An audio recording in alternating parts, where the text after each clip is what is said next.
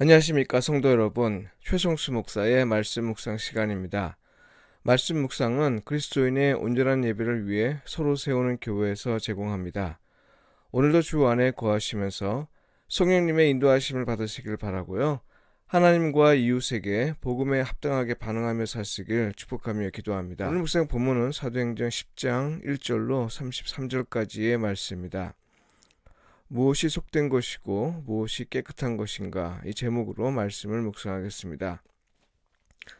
오늘 묵상 본문은 예수 그리스도 안에서 일어나는 인식의 전환에 관한 이야기입니다. 두 가지 사실을 통해 전해지고 있는데요.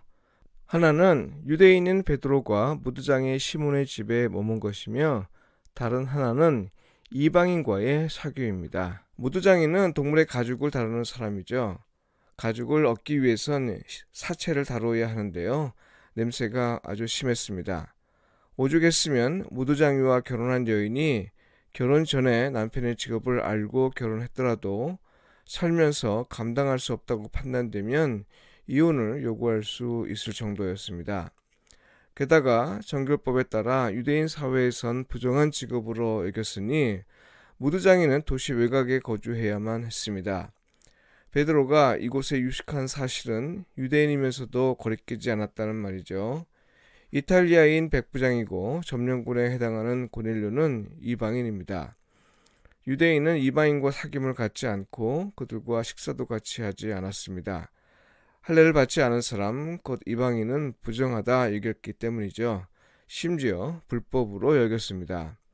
그런데 베드로가 직업적으로 부정한 사람인 무드장의 집에 유숙하고 또 신분적으로 부정한 이방인과 사귐을 갖게 된 것입니다.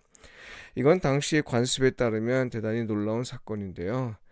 이것이 가능하게 된 배경은 바로 예수 그리스도와 그에 대한 믿음입니다.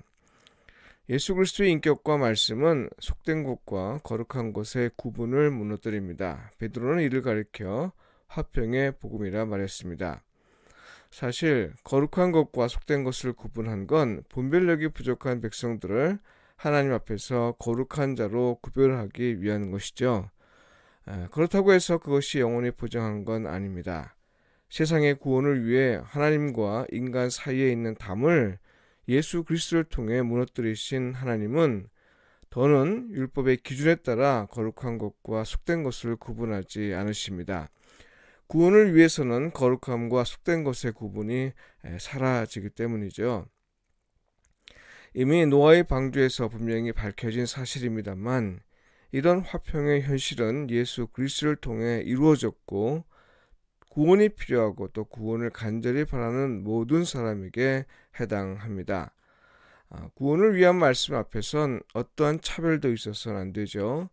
누구는 되고 누구는 배제되는 일이 일어나서는 안 됩니다. 지역의 차별도 있어서는 안 되죠.